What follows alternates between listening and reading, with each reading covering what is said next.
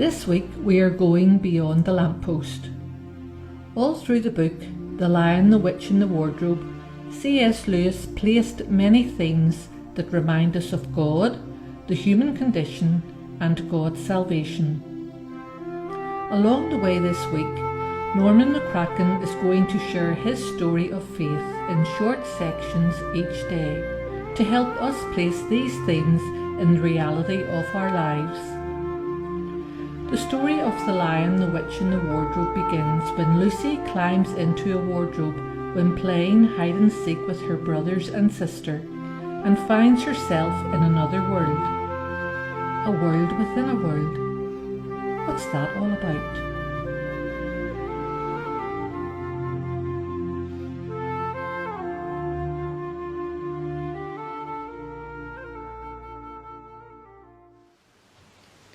Norman, thanks very much for joining us for Beyond the Lamppost, and through the week you're going to share your story with us, just your testimony if you like. So just first of all, Norman, I mean, you're a McCracken, but we're a different breed of McCracken, and we've known each other maybe 20 something years, but just tell us, just for everybody listening, just a little bit about yourself, Norman, please.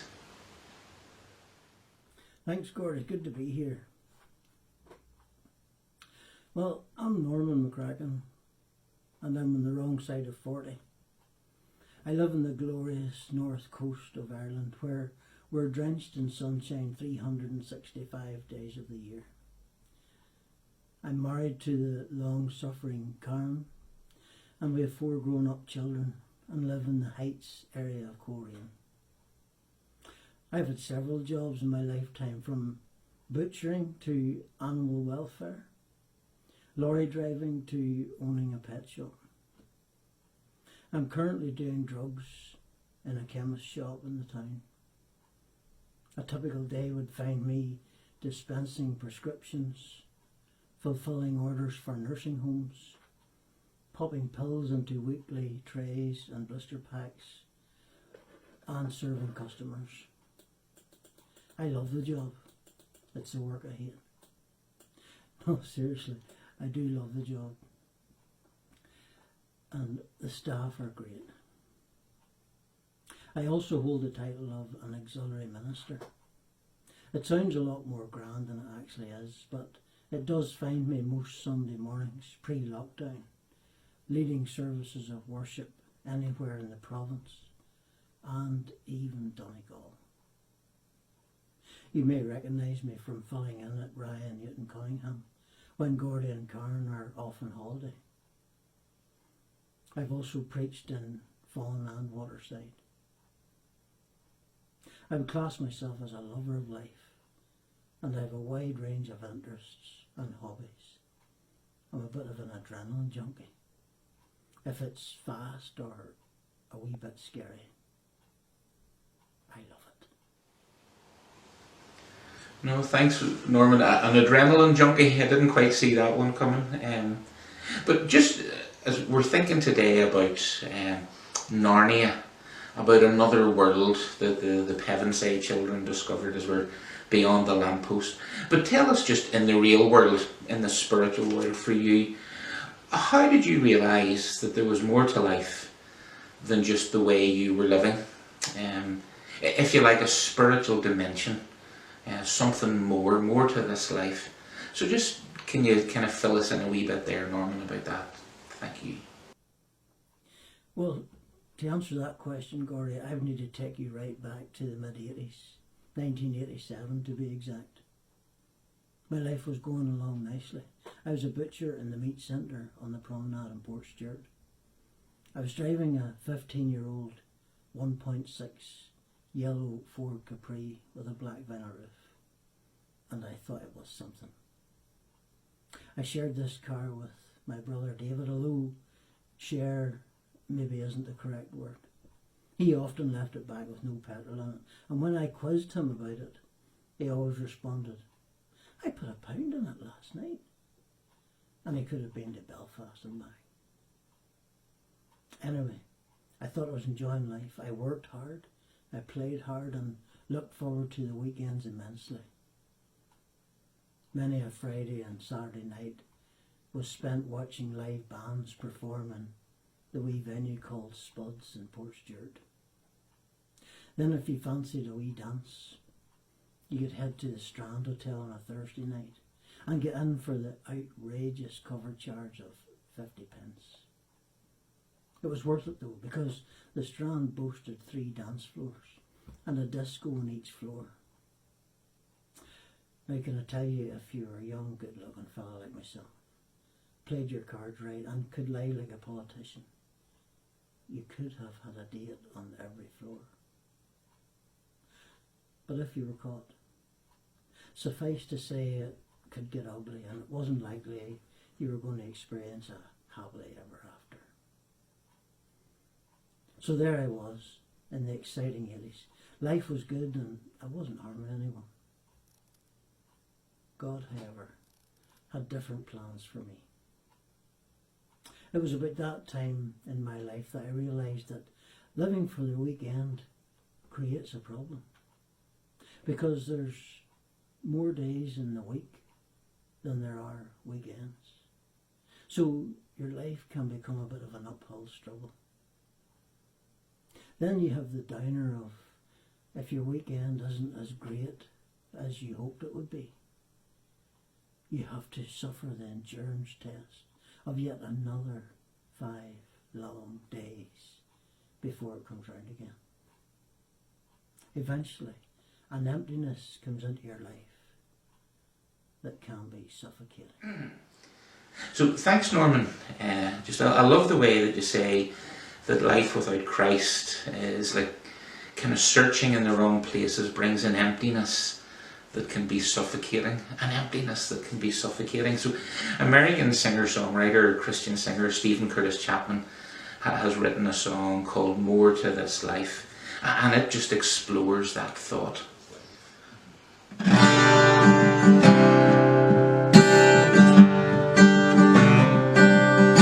Today I watch in silence as people pass me by, and I strain to see if there was something hidden in their eye, but they all look back at me as if to say, hey, life goes on.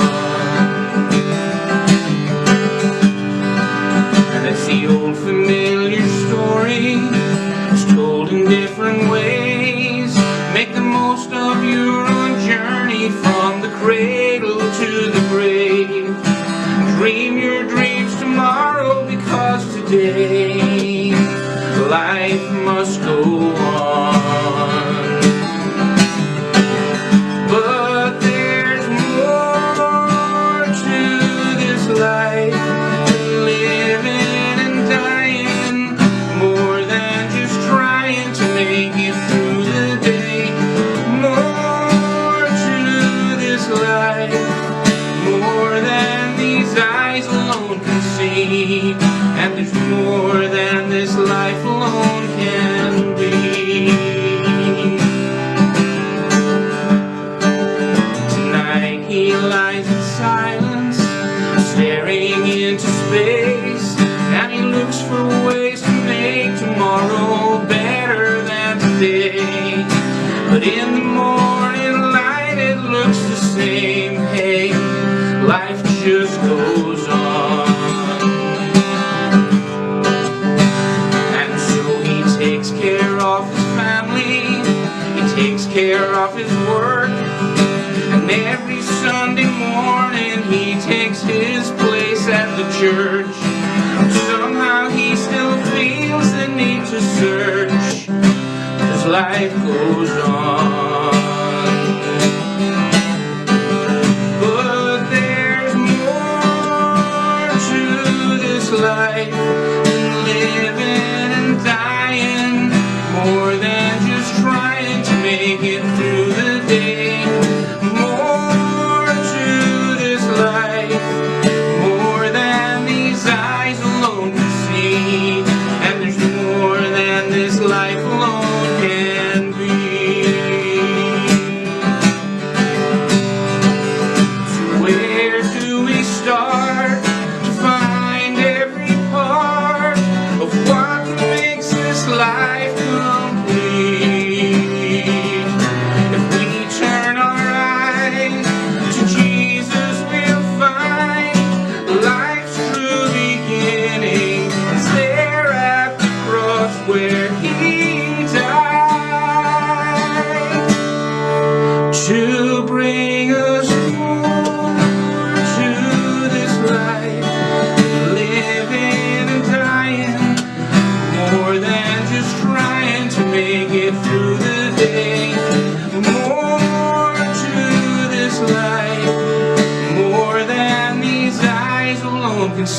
and there's more than this life alone can be. More to this life, so much more to this life.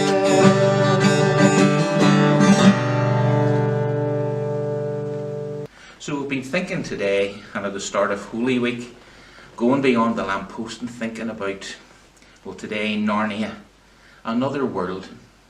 And do you ever feel as if there has to be something more than just this life we're living? I find it really interesting. I have a few CDs with me. But a way back, 1965, the Rolling Stones wrote "I Can't Get No Satisfaction," a song that kind of just cries out, saying that there's something missing. I found it interesting too. 1979, Bruce Springsteen had a big hit with "Everybody's Got a Hungry Heart." A few years later, in 1987, the U2 still haven't found what I'm looking for, and it goes on and on and on. There's just songs and songs and songs that actually just cry out that there's something missing in life. I loved the Four Non-Blondes. I don't know if you remember them. "What's Going On?" 25 years in my life still trying to get up this great big hill of hope. You know, I wake up in the morning and I step outside and I scream from the top of my lungs, "What's going on?" What was that, 1993? That was the Four Non-Blondes. "Fix You" by Coldplay in 2005. Again, the world's broken and needs fixed. "Safe and Sound" by Taylor Swift in 2012, and actually just a few years ago, Stormzy, now not a big hip hop or rap fan, but Stormzy wrote "Blinded by Your Grace," and it was very much a prayer from the heart, from brokenness and just looking for something more, because there's something missing and there must be another world. Mel C from the Spice Girls in a Sunday paper a lot of years ago said this. I'm going to just, let me read it to you, please. "I used to think if I was gorgeous, I'd be happy. If I was rich, I'd be happy. If I had a great boyfriend, I'd be happy.